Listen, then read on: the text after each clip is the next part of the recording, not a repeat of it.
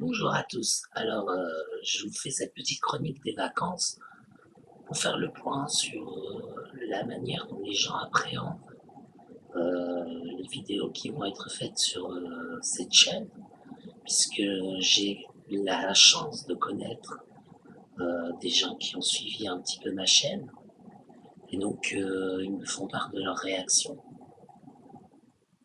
Alors, je l'ai déjà dit, ma vision des choses reste assez personnelle. Euh, c'est pas une vision universelle. Et je travaille avec des valeurs un petit peu différentes du reste de l'humanité en général, ce qui fait que j'ai une vision des choses particulière.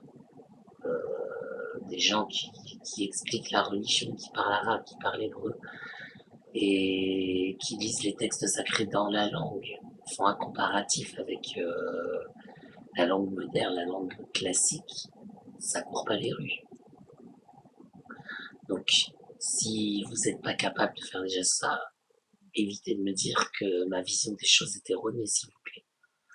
Ma vision des choses n'est pas erronée, elle représente une communauté. La communauté des saints des derniers jours.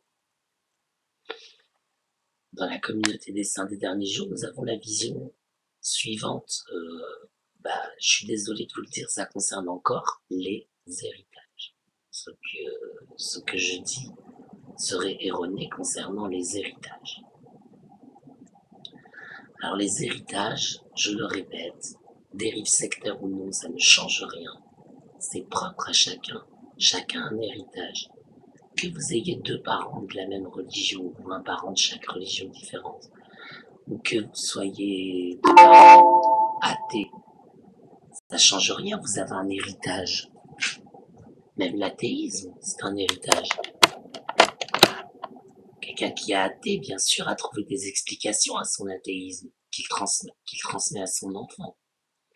Donc voilà, juste pour dire que ma vision des choses est celle de l'Église de Jésus-Christ. Je vous ai parlé que de foi en Jésus-Christ. Les visions musulmanes, juives, j'en ai parlé également, juste en citant ce qu'elles croient, ce que ces communautés croient. J'ai mis mon avis personnel, mais ça reste mon avis personnel sur ce que je crois moi personnellement. Mais c'est pas des cours de religion du tout, c'est pas ça. C'est des réflexions auxquelles amènent les textes sacrés que j'aimerais poser sur cette chaîne. Parce que vous alliez être confrontés. Et je veux que vous soyez armés. C'est-à-dire que vous ayez de quoi discuter quand on vous amènera ces sujets.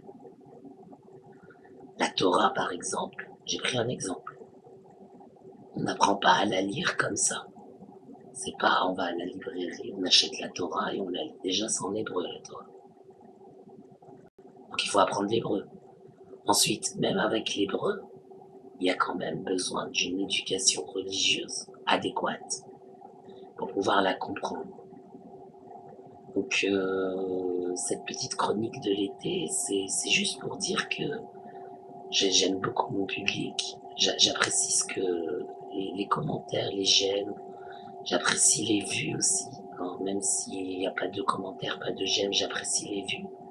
Les j'aime pas aussi, j'apprécie, parce que si vous n'aimez pas, en général je me doute pourquoi. Et le message reste le même message d'amour de son prochain. Par exemple, là, je viens d'être victime d'une agression homophobe. Heureusement, mon mari m'a défendu. Mais c'est pareil. Qu'est-ce qui justifie ce genre de violence? Parce que je suis gay,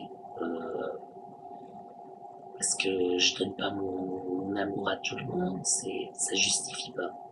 De même que de dire que ce que je pense est erroné, c'est fondé. Alors, bien sûr, sur le temps, on arrivera aux études mormoniques. Pour ceux que ça intéresse, ceux que ça n'intéresse pas, on y arrivera. Vous regarderez pas, tout simplement. Et vous comprendrez un peu mieux ma vision des choses. En tout cas, une chose est sûre. Ma vision n'est pas erronée, elle est simplement pas parfaite. Pas parce que je suis un idiot, un abruti. Non, parce que la foi n'est pas une connaissance parfaite. Voilà le genre d'enseignement qu'on reçoit dans mon église. Que la foi n'est pas une connaissance parfaite. Que même en ayant toute la foi du monde, en croyant tout ce qu'il y a dans la Bible, en croyant tout ce qu'il y a dans les écritures canoniques de mon église, on n'aura jamais une connaissance parfaite du monde. Parce que le Seigneur garde certaines choses encore secrètes. Enfin, pas secrètes, mais il y a des mystères. Certains les découvrent, d'autres non. Il y a des choses qu'on n'est pas encore prêt à recevoir de Dieu. Et il y en aura encore des choses à recevoir de Dieu. Donc ne vous arrêtez pas maintenant en si bon chemin. Si vous avez des choses à recevoir de Dieu, n'oubliez pas que toutes les nations ont eu un prophète. Il n'y a pas une nation sur terre qui n'a pas connu de prophète. Alors moi j'ai un psy, c'est pas parce que je suis taré, il y en a qui ont un gourou, hein. Voilà. Ça a toujours existé. Avant c'était le confessionnal, maintenant il y a les psys, il y avait les gourous, il y en a toujours eu, hein. Voilà. Moi aujourd'hui je trouve ça beaucoup plus cohérent d'avoir étudié la médecine, puis la psychiatrie, le comportement humain, d'administrer un traitement quand ça va pas, et de faire une thérapie que d'aller voir un gourou, par exemple. Voilà. En ça, je peux penser aussi que les autres ont des visions erronées des choses. Parce que les gourous, tout ce qui les intéresse, c'est l'argent, c'est tout ce qui les intéresse. Le psy, ce qui l'intéresse, c'est une vocation qu'il a de vous soigner. Ce qui l'intéresse, c'est que vous ayez mieux. Et d'avoir du travail, bien sûr. Si plus personne ne va le voir, il n'y aura pas de travail. Voilà ce qui intéresse un psy. C'est quand même plus cohérent que l'intérêt qu'on peut apporter à un gourou. Donc, ma vision n'est pas erronée, elle est juste différente.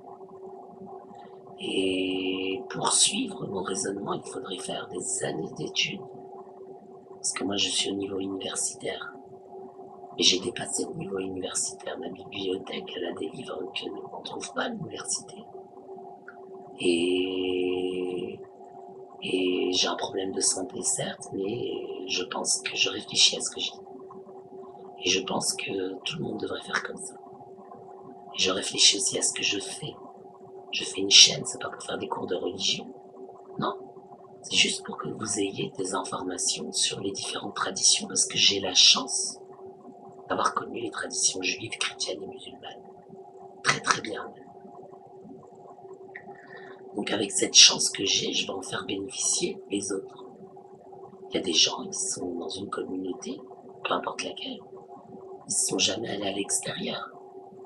Ils ne savent pas quelles sont les croyances des autres, ce qu'on leur interdit. Et Internet est un moyen de franchir les barrières. Donc j'ai voulu créer des liens entre arabisants et hébraïsants. Voilà. Maintenant, je ne vais pas apprendre aux gens à quoi croire. En quoi croire, pardon. Non, je ne vais pas apprendre aux gens en quoi croire. C'est à eux de choisir leur croyance qui leur tient à cœur. C'est eux qui ont leur héritage, c'est eux qui savent où ils vont.